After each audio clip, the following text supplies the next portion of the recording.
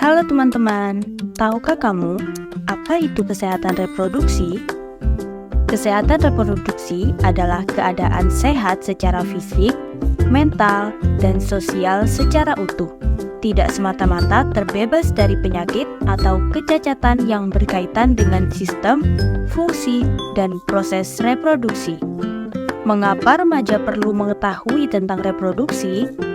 Memiliki pengetahuan yang tepat terhadap proses reproduksi serta cara menjaga kesehatannya diharapkan mampu membuat remaja lebih bertanggung jawab, terutama mengenai proses reproduksi dan dapat berpikir ulang sebelum melakukan hal yang dapat merugikan. Kesehatan reproduksi sangat erat kaitannya dengan pubertas. Pubertas itu sendiri adalah masa peralihan dari anak-anak menuju ke dewasa. Menurut Organisasi Kesehatan Dunia atau WHO, remaja adalah orang yang berusia 12 hingga 24 tahun. Ketika puber, kamu akan mengalami perubahan-perubahan seperti berikut. Contohnya pada perempuan, yaitu 1. Pinggul mulai melebar. 2. Tumbuh rambut di ketiak dan sekitar kelamin. 3.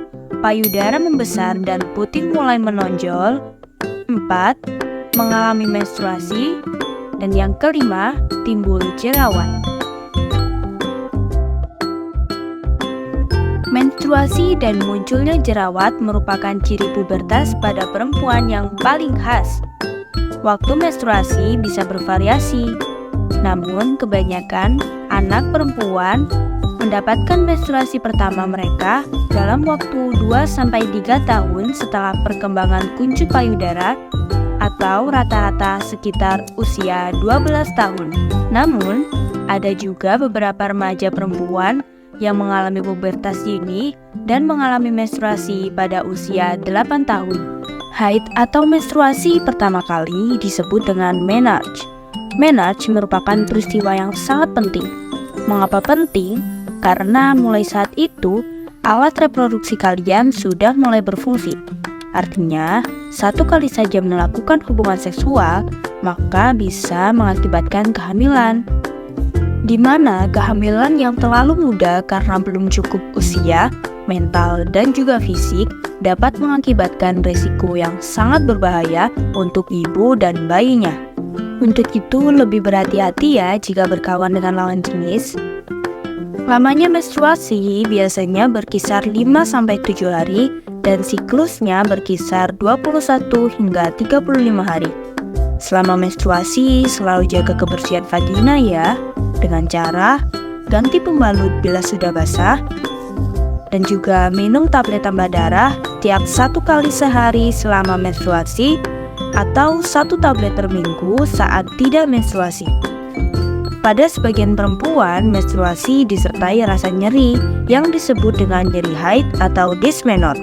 Berikut ada pesan-pesan untuk kalian yang sedang menstruasi. Yang pertama, ganti pembalut maksimal setiap 4 jam. Yang kedua, kalau saat menstruasi kalian merasakan nyeri haid, maka kompres perut bagian bawah menggunakan air hangat. Namun, kalau tidak berkurang rasa nyerinya, maka segeralah periksakan ke dokter atau ke puskesmas. Selama menstruasi, perbanyaklah makan makanan yang bergizi, seperti susu, buah, hati, ikan, daging, dan lain-lain, dan juga perbanyak minum air putih. Tidak perlu khawatir akan salah satu ciri ini, karena menstruasi merupakan hal yang wajar bagi perempuan. Mengingat hal itu bisa terjadi secara tidak terduga, maka sediakanlah perlengkapan menstruasi seperti pembalut, tampon, dan panty liner di loker atau ransel anak ibu. Untuk jerawat sendiri berkaitan dengan perubahan kadar hormon selama ini. Memasuki pubertas, produksi hormon di dalam tubuh mengalami naik turun.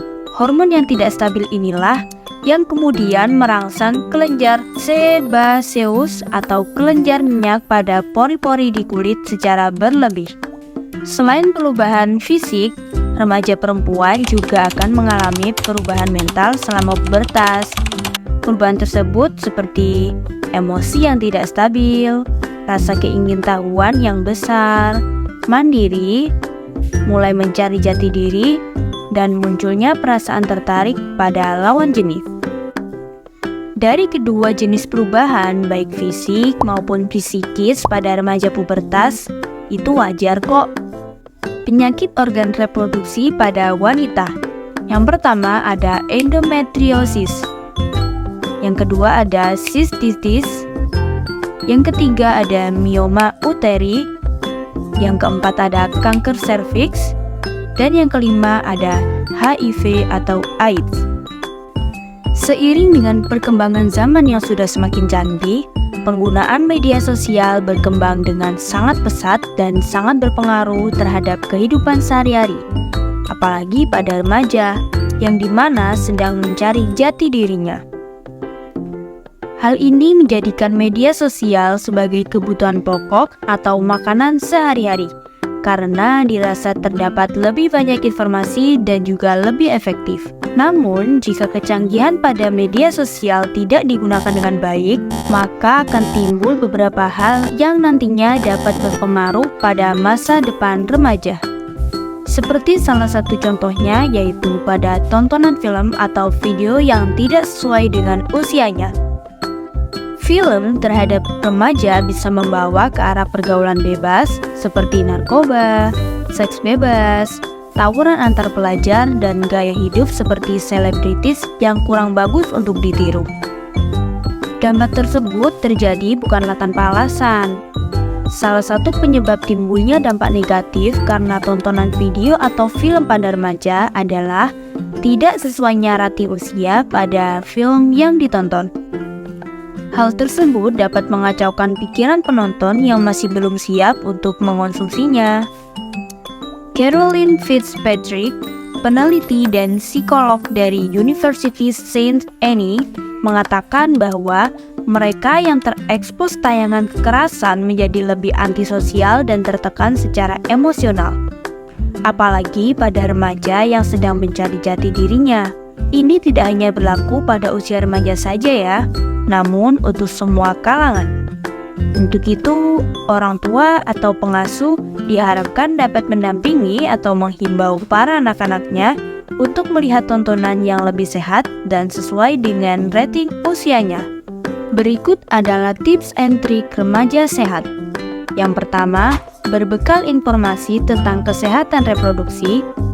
Yang kedua, tidak tergoda melakukan hubungan seksual. Yang ketiga, berpikiran maju untuk hal baru dan berpendirian teguh. Yang keempat, dapat mengatur energi remaja menjadi hal yang positif. Yang kelima, membina persahabatan yang sehat dan saling menghargai. Dan yang keenam, memupuk pengenalan pribadi.